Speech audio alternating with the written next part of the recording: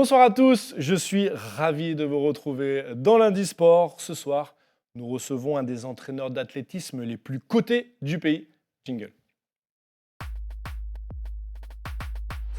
Elle est venue en Nouvelle-Calédonie pour se faire coacher par Eric Royard. Elle, c'est Yona Egoui et elle a choisi de traverser le monde pour profiter de la vision globale du Calédonien, comme elle le dit. Eric, et qui est avec nous en direct de Nouvelle-Zélande, où comme à son habitude, il a emmené ses protégés en compétition. Avec lui, nous parlerons de sa vision du sport de haut niveau et du niveau de l'athlétisme Kagou. Nous retrouverons pour la première fois cette saison la chronique de Marc. Est-ce que ces jeux de mots sont aiguisés en 2024 ? Nous verrons ça dans sa rubrique Marc. Sarah Hauser est officiellement la femme ayant surfé la plus haute vague en planche à voile. Bon, elle l'était déjà, mais c'est officiel et elle bat son propre record. En rugby, les Bleus ne font qu'une bouchée des Gallois avec l'essai du bonus offensif pour Romain Taofifenua, un essai de vieux briscard. Bonsoir à tous et bonsoir Eric. Bonsoir à vous. Bonsoir. Un gros week-end de compétition pour nos Kagous, certains en Nouvelle-Zélande où tu te trouves, et Leslie Filitou-Laga, elle, c'était en Europe, au Portugal. Comment ça s'est passé ces compétitions, Eric ?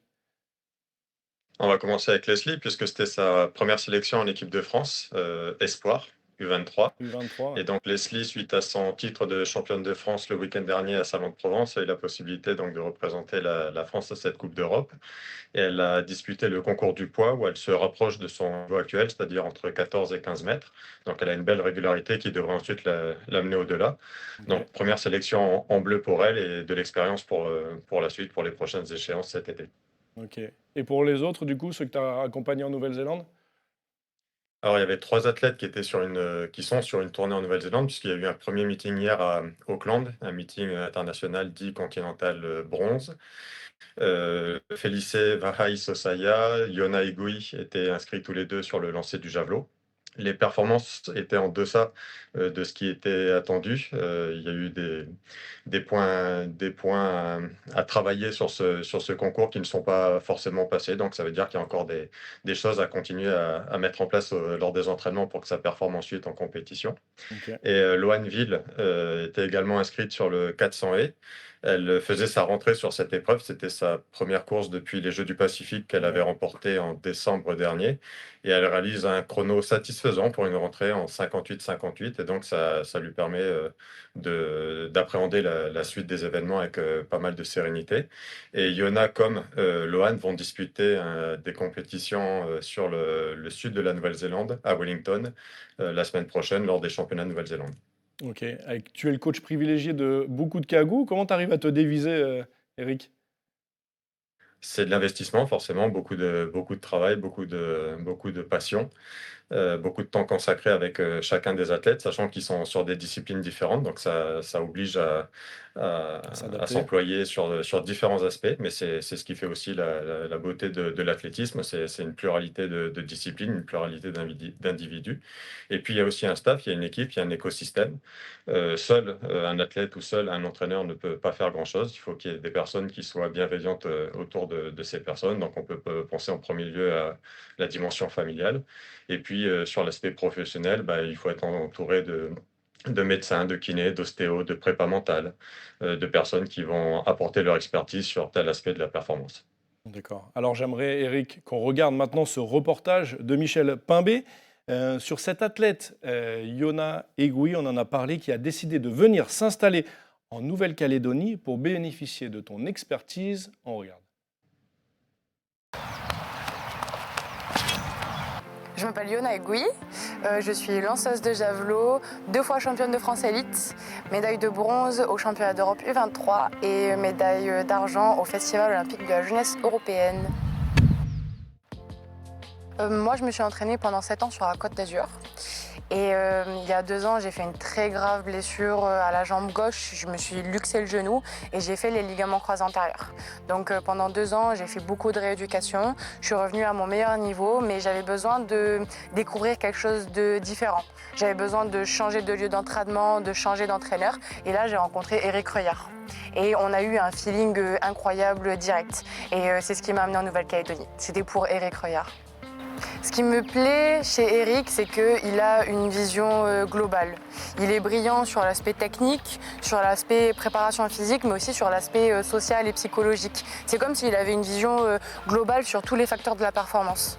Et c'est quelqu'un de très précis qui recherche tout le temps à s'améliorer, à se remettre en question. Et je pense que c'est des qualités énormes pour un entraîneur. Là, on travaille l'explosivité sur les jambes, le timing, un petit peu de technique. Ouais. Ça me permet d'améliorer mon explosivité. Ce que fait Eric, c'est qu'il intègre les mouvements de musculation globaux, mais il intègre aussi des mouvements de musculation spécifiques à la discipline. Parce que moi, là, je reviens de ma blessure au genou. Et donc j'ai besoin d'avoir des quadriceps ultra solides. La séance que j'ai fait aujourd'hui, Félicé par exemple, il ne va pas la faire parce qu'il en a moins besoin que moi. Et donc il y a une vraie individualisation dans l'approche de l'entraînement. Moi, je suis vraiment venue pour m'entraîner à fond. Il y a une autre chose qui m'a fait venir aussi ici, c'est que pour se qualifier aux Jeux Olympiques, je vais devoir faire des compétitions avec beaucoup de points de ranking. Et ces compétitions-là, on peut aller les chercher en Nouvelle-Zélande, en Australie, au Japon. Et donc, la Nouvelle-Calédonie, c'est un petit peu un lieu spécifique ou un emplacement stratégique pour aller chercher ces compétitions et ces points de qualification pour les Jeux Olympiques. Et si je suis qualifiée pour les Jeux Olympiques, et même pour les championnats d'Europe, c'est très probable qu'il fasse extrêmement chaud. Donc pouvoir m'entraîner dans des conditions un petit peu extrêmes avec beaucoup de chaleur, ça va m'habituer aux conditions de compétition que je retrouverai probablement cet été. Les Jeux Olympiques, c'était un rêve quand j'étais enfant, alors que maintenant c'est un vrai objectif. Pour le moment, j'ai jamais encore participé aux Jeux Olympiques et là, ça serait ma première fois.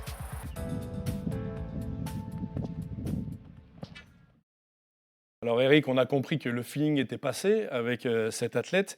Qu'est-ce qui, toi, t'a motivé personnellement à rentrer dans ce projet de qualification pour les Jeux Olympiques avec Yona?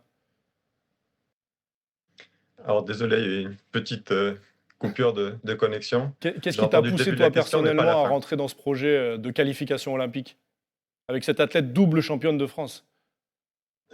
Yona est une personnalité remarquable. Elle fait preuve d'énormément d'intelligence et d'abnégation dans ce qu'elle entreprend et c'est une personne qui est entière et donc lorsqu'elle est venue me solliciter pour la préparation des Jeux olympiques de 2024, elle a mis énormément de conviction et de détermination dans son projet. Ce qu'elle a livré dans le reportage avec une stratégie géographique et climatique, en plus d'un groupe pour l'accueillir et une attention soignée, individualisée sur elle, c'est ce qu'elle recherchait.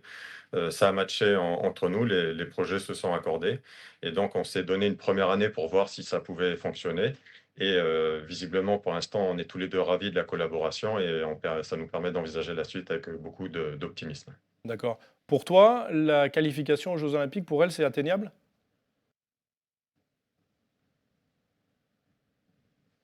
C'est atteignable, Eric, je ne sais pas si tu m'as entendu. Cet objectif de qualification olympique, est-ce que c'est atteignable? Oui, Jonas s'en donne tous les jours les moyens, donc s'il n'y avait pas de chance, on se serait dit clairement les choses. Ok. La fenêtre de tir est très resserrée puisque Yona est arrivée en septembre dernier, donc ça nous Ouais. laissait à peine 9 mois. Comme elle l'a dit, elle a été opérée des ligaments croisés il y a tout juste 1 an et demi. Elle est revenue seulement à la compétition à l'été dernier. Donc il y avait du travail, il y a du pain sur la planche. On se bat tous les jours pour essayer de rattraper ce temps perdu et essayer d'atteindre les niveaux de qualification requis. C'est dur, c'est compliqué avec un système de rankings qui oblige à se déplacer et à voyager énormément, mais c'est les règles du jeu, donc on s'y plie de bon gré et on fait le maximum pour y arriver. Ok. Yona nous a dit aussi que tu passais des heures à à analyser les vidéos que tu faisais des athlètes que tu suivais. Est-ce que c'est vrai? Et du coup, tu n'as pas le temps de regarder koh sur Caledonia, quoi. Effectivement, j'ai pas eu le temps de regarder koh depuis pas mal d'années. Je m'investis beaucoup dans ce que je fais et effectivement, j'essaie de vraiment comprendre les athlètes dans ce qu'ils sont, au quotidien. Donc les vidéos qu'on peut prendre aux entraînements nous permettent d'accéder à leur motricité. Donc ça, c'est un premier aspect qui est très important et Yona en particulier puisque d'une part, le niveau, d'objectif est très ambitieux. Donc il y a forcément beaucoup de travail à effectuer et en plus, le fait qu'elle arrive, très peu de temps avant l'échéance m'oblige en tous les cas à accélérer la compréhension de ce qu'elle peut faire lors des séances techniques. Et au-delà de l'aspect visuel, il y a aussi toutes les discussions qu'on peut avoir, comprendre en fait qui est l'être humain qui se cache derrière l'athlète, essayer de mieux comprendre quelles sont les motivations profondes, qu'est-ce qui la pousse à agir, qu'est-ce qui l'intéresse fondamentalement dans ce projet, de façon à être sûr de trouver les bons leviers, les bons mots, le bon registre d'expression et aider ces athlètes à progresser au mieux et au plus vite. Ok, je pense que ma question va rejoindre ta dernière réponse, mais qu'est-ce qui te pousse globalement à, voilà, à suivre ces athlètes, à tout donner pour ces athlètes que tu accompagnes?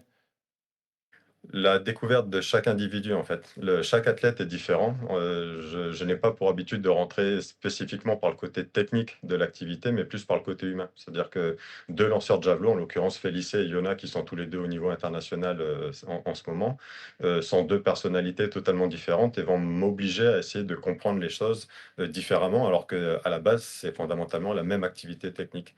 Et donc ça oblige à avoir beaucoup plus de richesse, de compréhension du monde, de la vie qui nous entoure. Et bien sûr, au fur et à mesure de voir ces jeunes qui évoluent, Félicé, Lohan et d'autres athlètes qui suivent derrière depuis toutes ces années, les voir évoluer petit à petit des catégories jeunes quand ils sont en minime, cadet, qui découvrent un petit peu l'athlétisme, qui découvrent les compétitions, et puis petit à petit les voir évoluer jusqu'au plus haut niveau sportif, avec notamment Félicé qui a participé au championnat du monde l'année dernière, et aussi les voir évoluer en tant que jeunes femmes, en tant que jeunes hommes. Ça, c'est une dimension qui est de loin pour moi la plus essentielle, C'est vraiment le moteur, l'humain, c'est vraiment le moteur de ton complètement. accompagnement. Merci beaucoup, Eric. Je te propose d'accueillir Marc maintenant pour sa première chronique de la saison. Espérons qu'il soit plus drôle que l'année dernière. Jingle.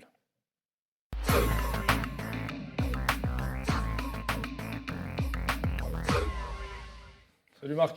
Salut Adrien. Salut, introduction pas mal. C'est pas mal, pas mal, sympa. Je te mets à l'aise ou pas? Oui, tout à fait. Ça fait C'est plaisir. très sympa, pas du tout. Alors, salut Adrien quand même. Salut Eric et bonsoir à tous. Alors, avant toute chose, je voudrais dire que je suis enchanté d'être ici pour cette nouvelle saison, avec vous tous. Même toi, hein, effectivement, voilà, comme ça c'est dans ta tronche. Et je me tourne sans plus tarder vers Eric. Ça me fait plaisir de te voir, Eric. Il faut savoir qu'avec Eric, on se connaît avec de très gros guillemets. On a travaillé un peu au même endroit il y a quelques années de ça. Et je découvre seulement maintenant que tu es perchiste, en fait. Et pas des moindres, finalement. Un de nos médaillés des derniers Jeux du Pacifique, quand même, donc bravo. Et puis j'ai envie de dire, ça m'étonne pas, finalement. Non, c'est vrai, Bon, non, c'est pas vrai. Non, on peut pas dire ça m'étonne pas. M'étonne pas que tu fasses du saut à la perche. Non, c'est pas vrai. Autant, je pense qu'on peut reconnaître un physique de basketteur ou de nageur, ou des cuisses de rugbyman, ou une coupe de cheveux de footballeur. Autant... Comme la tienne peut-être. Footballeur, non, quand même. autant, ça m'étonnerait qu'on puisse croiser un mec dans la rue et se dire, lui, je suis sûr, il fait du saut à la perche. J'en mettrai ma main à couper. Pour moi, ça n'existe pas. Et puis, d'autant plus que dans la rue, dans les autres sports, ça peut être assez facile de faire des petites démos, de montrer un peu ses talents, de faire des jongles, des dribbles un peu à la place Cocotier ou dans un parc ou quoi, peu importe. Alors que, excusez-moi, mais le saut à la perche, c'est beaucoup plus compliqué de faire ça. Est-ce que vous avez déjà vu un mec place des Cocotiers avec une perche de 3 mètres de long en train de faire des tours comme ça? Non, je pense pas. Ou même juste en train de mimer la course avant le saut comme ça. Non, je vais tout casser, pardon. Non, c'est ridicule. Alors attention, parce que je dis pas que le sport est ridicule. Au contraire, moi je trouve ça hyper impressionnant. Il y a un nombre de paramètres à prendre en compte que je trouve impressionnant. Pour pouvoir sauter à la perche, il faut déjà courir vite, assez vite. Il faut pouvoir planter la perche. Désolé, je ne connais pas les termes techniques, hein, mais planter la perche assez C'est ça, c'est une perche. précisément. Dans un butoir. Dans un butoir. Voilà, Dans un bah, il faut- butoir. dans le Voilà. butoir, voilà, assez précisément, donc que ce soit en termes de timing et en termes de visée, D'axe. n'est-ce pas? Voilà. Pour pouvoir être projeté vers le haut, et ensuite, il faut se hisser encore plus avec les bras et faire une espèce de pirouette comme ça, tel un furet un peu, et puis retomber gracieusement sans se péter une guibole. Donc ça fait beaucoup de paramètres à prendre en compte, et je suis sûr qu'il y en a encore plein d'autres. Et pour moi, c'est c'est autant de raisons pour se louper finalement. Surtout si vous avez tendance, comme moi, à trébucher dès que vous courez un peu vite. Enfin, quand je dis un peu vite, c'est un peu vite pour moi. Hein, ça ne veut pas dire que c'est rapide.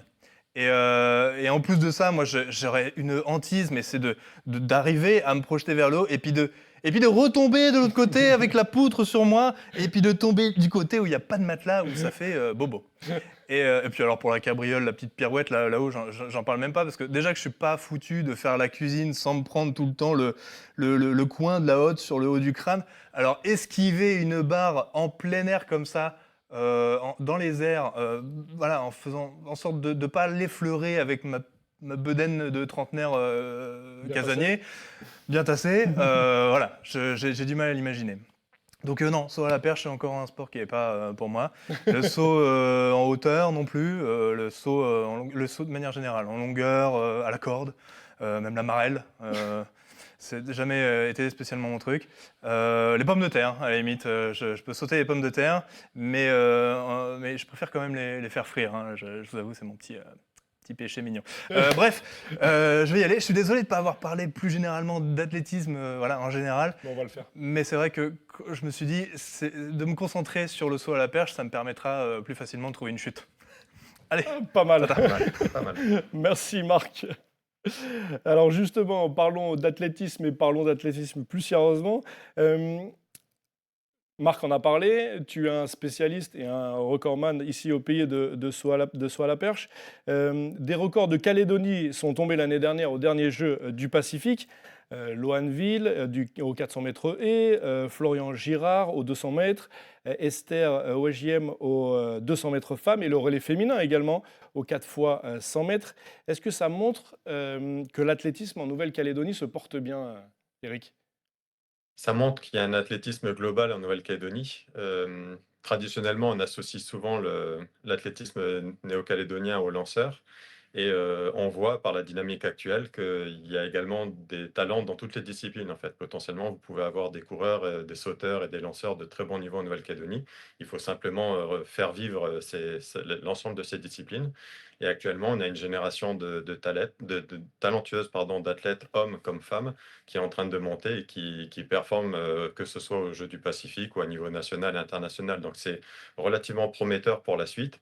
Il faut penser par contre que ça reste uniquement quelques individus et que le but c'est d'alimenter toujours plus le vivier chez les jeunes lors des compétitions de ligue, de clubs, de façon à ce qu'il y ait davantage d'athlètes présents sur le terrain lors des compétitions. Oui, parce que là, on parle des athlètes qui performent, mais du coup, il faut renouveler, il faut voir la suite, quoi. C'est ça que tu veux dire? Exactement, on doit travailler en synergie entre les clubs, la ligue, le monde scolaire. L'UNSS a toujours été le vivier principal de l'athlétisme en Nouvelle-Calédonie. Il faut que ça le demeure. Donc c'est un travail de long terme avec différentes institutions, différents partenaires sur le terrain. Et en fait, le but, c'est de réunir toutes les personnes qui ont l'athlétisme dans le cœur et essayer de faire en sorte d'améliorer les choses au fur et à mesure. Ok. Le CTE, Eric, le Centre territorial d'entraînement, dont tu es le directeur de la performance, regroupe une petite trentaine d'athlètes de 15 à 28 ans, 22 sur le territoire et 7 qui sont en dehors. Quel est ton rôle?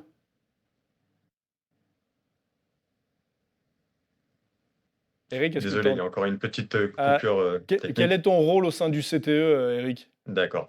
Le but, c'est d'assurer l'entraînement en premier lieu des athlètes au quotidien, donc encore une fois sur différentes familles athlétiques. C'est également de travailler en synergie avec les autres entraîneurs du CTE. Il y a une petite dizaine d'entraîneurs au sein de l'athlétisme calédonien, et donc c'est de permettre à chacune de ces personnes d'évoluer dans les meilleures conditions possibles sur les 3 structures d'entraînement que sont le stade de Boulary, le stade de Magenta Numadélé bien évidemment, et le lycée Jules Garnier. Le but également est à terme d'accroître ces structures d'entraînement à la province Nord et aux îles. Et puis, comme on l'a dit plus tôt dans le reportage, un athlète et son entraîneur demeurent relativement isolés s'ils n'ont pas une équipe qui interfère autour d'eux, et notamment sur tout ce qui est suivi médical et paramédical. Le médecin, le kiné et les ostéos sont des dimensions à part entière de la performance. La préparation mentale, l'aspect psychologique de la performance, c'est quelque chose qui était longtemps décrié, absent de la performance, et qui l'est de plus en plus ces dernières années. C'est vraiment quelque chose qu'on a mis en avant ces 3 dernières saisons avec les résultats qu'on connaît. Et donc voilà, c'est d'essayer d'organiser un petit peu tout ce système. Et bien évidemment, l'argent étant le nerf de la guerre, pour le financement du fonctionnement du CTE et le déplacement des athlètes, il faut aller à la recherche de subventions et de partenaires privés pour essayer de boucler les budgets et faire en sorte qu'un maximum de jeunes athlètes calédoniens puissent voyager et faire des compétitions en dehors du territoire. Et les bons résultats des Cagous, ça aide à justement avoir plus de moyens? Oui, disons que c'est toujours le même principe. Lorsque vous avez une élite des fers de lance qui se mettent en valeur par leur performance sur une scène régionale ou nationale et internationale, ça permet à ceux qui restent sur le territoire d'en bénéficier.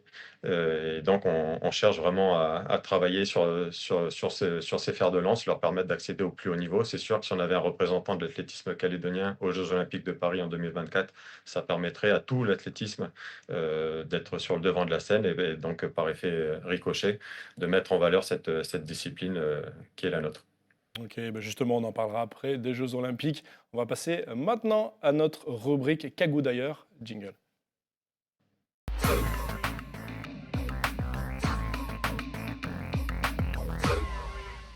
C'est désormais officiel, la Calédonienne Sarah Hauser a battu son propre record, surfer la plus haute vague du monde. On l'écoute. Salut Adrien, salut les Calédoniens qui regardent Calédonia, c'est Sarah Hauser. Je vous parle ici en direct du studio de Phoenix où on tourne les voice-over pour Girl on Wave 2.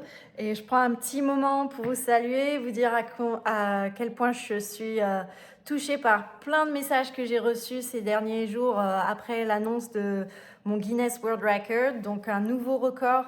J'avais mis le premier record en place et là, je l'ai battu avec une vague d'environ 12 mètres que j'avais prise en 2023, le 22 janvier. Je suis super contente de mettre en avant cette discipline et le travail aussi qu'il y a derrière, parce que même si on a l'impression que c'est un sport individuel, en fait, c'est vraiment un sport d'équipe. Il y a tout l'aspect safety avec les jet skis qui prennent soin de nous au cas où on tombe, qui viennent nous chercher, qui risquent leur vie pour nous.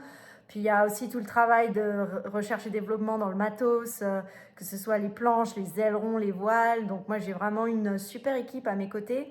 Et c'est vraiment fun, en fait, d'affronter ces défis et de faire ça avec une équipe comme ça. C'est vraiment l'aspect sympa du truc, quoi. C'est une véritable aventure de groupe. Et voilà, j'espère que ça vous inspirera vous aussi à former de belles équipes pour affronter des grands défis et toujours garder l'esprit aventurier et rêveur, parce que c'est bien de se fixer des objectifs fous. Des fois, on croit qu'on ne peut pas y arriver, mais avec du travail, avec une belle équipe et des beaux rêves, et des fois, il y a de la magie qui se passe. Donc voilà, je vous souhaite de belles choses à tous et merci beaucoup pour les mots de soutien. Allez, à bientôt, je retourne en studio, moi. Faut qu'on enregistre. Encore une Calédonienne championne que je crois que tu as suivi un petit peu, Eric, hein, rapidement. Oui, alors j'ai eu la chance d'avoir Sarah en cours au lycée Jules Garnier il y a pas mal d'années, à l'époque où elle était étudiante en classe prépa. Et on constate avec beaucoup d'admiration tout le chemin qu'elle a parcouru depuis lors, et jusqu'à ce record du monde à plus de 12 mètres qu'elle vient d'établir, et qui est tout simplement impressionnant. Incroyable, c'est sûr. Allez, on reste dans nos cagous d'ailleurs. Un autre Calédonien fait parler de lui, c'est Romain Taofifénois lors du match de rugby, comptant pour le tournoi des 6 nations Galles-France. Le Cagou a marqué son 3e essai en 51 sélections. Il a mis la pression et a contré un ballon joué au pied. Il a dû s'arracher pour aplatir. Lui, qui est là pour mettre de l'impact physique, se transforme en marqueur. Voilà, ce bel essai. À noter que lors de cette belle victoire des Bleus, 45-24, 4 cagous sont rentrés au cours de la partie. Vous allez les voir de gauche à droite. Romain Taofi-Fenois, Yoram Moefana, Sébastien Taofi-Fenois et Peato Maovaka. Allez, retour à l'athlétisme maintenant. On l'a vu, il y a du talent chez les Calédoniens, Eric. Pour finir, quels sont les grands rendez-vous justement de nos athlètes en 2024 ? Alors, dans l'ordre chronologique, vous avez les Oceania d'athlétisme qui auront lieu début juin à Fidji et qui vont concerner une dizaine d'athlètes du CTE et probablement d'autres athlètes, notamment des masters de l'athlétisme calédonien. Vous avez au niveau national, bien évidemment, tous les championnats de France jeunes et élites qui ont lieu en général fin du mois de juin et tout au long du mois de juillet. Et bien évidemment, les deux événements majeurs pour les seniors, tout d'abord les championnats d'Europe qui auront lieu début juin à Rome, en Italie, et bien évidemment les Jeux Olympiques début du mois d'août à Paris. Alors les Jeux Olympiques, Eric, est-ce qu'on peut avoir la chance qu'un Calédonien se qualifie pour les Jeux Olympiques ? C'est le but, en l'occurrence. Le premier nom qui nous vient à l'esprit est celui de Félicé, qui s'est qualifié pour les championnats d'Europe il y a 2 ans, les championnats du monde l'année dernière. Techniquement, le niveau pour représenter la France aux Jeux Olympiques est le même qu'à des championnats du monde. Maintenant, ce qui a été fait en 2023, il faut le refaire en 2024. Donc c'est ce pourquoi Félicé s'entraîne au quotidien et on ne peut que lui souhaiter de réussir et de représenter la Nouvelle-Calédonie aux Jeux Olympiques. Dans un scénario idéal, il serait accompagné donc de Yona, dont on a parlé plus en amont dans le reportage.